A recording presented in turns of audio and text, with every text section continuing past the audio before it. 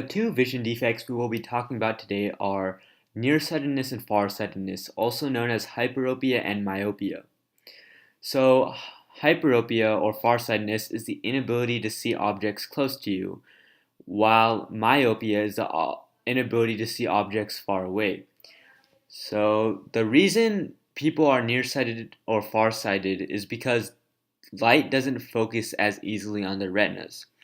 So in this diagram, we see three different types of eyes. One which is affected with nearsightedness, one which is affected with farsightedness, and one with just normal vision.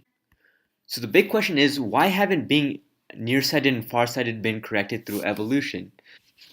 And the real answer is that there were less people who are nearsighted and farsighted back when it really mattered during early human civilization, when humans were hunters and gatherers. And this is because even though being nearsighted and farsighted have to do with evolution, there's still other factors that are in consideration when you are nearsighted or farsighted. So the pressure you put on your eyes in an early age can determine whether you become nearsighted or farsighted. And also another reason that these disadvantages haven't been removed through evolution is because being nearsighted or farsighted become increasingly apparent during your later years. So, really, eye defects mostly hurt you after you reproduce, after you pass that reproductive age. So, our next question is, does the introduction of glasses ensure that eye defects will not disappear from the human race? And the answer is yes, because having nearsightedness or farsightedness isn't unfavorable now because things like glasses and contacts will easily fix that. So people who have nearsightedness and farsightedness will reproduce just as much as anyone else. And our third question is, does being nearsighted have an evolutionary advantage? So in reality, being nearsighted doesn't have an advantage at all. Even though it lets you see things that are close by, the fact that you can't see things that are far away far outweigh any gain from seeing things close by. So even though it's not necessarily a big disadvantage, it's not an advantage. So my final question is, does the chance of being nearsighted or farsighted differ with gender? So some studies suggest that myopia is more common in women than men, and that these reported cases are also more common in girls than boys. However, that's not really necessarily backed up that well, and as far as we know, women and men are affected equally and have an equal chance of being nearsighted or farsighted. Now I'm going to take it over to Matt, who will answer the next four questions. Thank you, Saif. Now we're going to go over my four questions. And the first one is, should we expect to see an increase, decrease, or the same proportion of people nearsighted or farsighted in future generations? Today, 40% of the U.S. is nearsighted, and by 2050, they think 50% of the world's population will be nearsighted.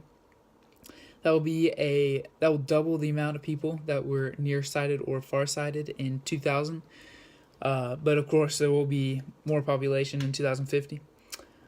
They think this is due to environmental factors, staying inside, and increased time on computers and TV screens and phones gives you a greater chance of being nearsighted or farsighted. My second question is, do any other species experience nearsightedness or farsightedness? So the answer is no, because rats and beavers have poor vision, but all rats and beavers have poor vision. They rely on other senses like hearing and smell. But wild animals like deer, they don't all have the same vision, but they have a much smaller range of variation, so it doesn't affect much. So there are not outliers like humans have. My third question is, does the chance of being nearsighted or farsighted differ with ethnicity? So there was a study of 5,000 people done in the states of California, Alabama, and Texas, And for nearsightedness, Asian people were first.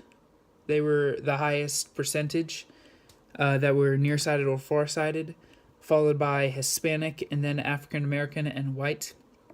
But for farsightedness, white people actually had the highest percentage, followed by Hispanic, Asian, and then African American. And then my fourth question is: does the environment where you live affect nearsightedness or farsightedness? And so yes, it does. They don't know much about this, but they do know more you go outside and less time on computer. I said this pretty much in question one, but the less time you spend on computer and TV screens, that will decrease your chances of being nearsighted or farsighted. And actually, schoolwork, it creates stress, and you have to squint your eyes to like read, and the font can be small. That can also be bad for you, so pretty much don't do your schoolwork. But thank you guys for watching. Hope you enjoyed.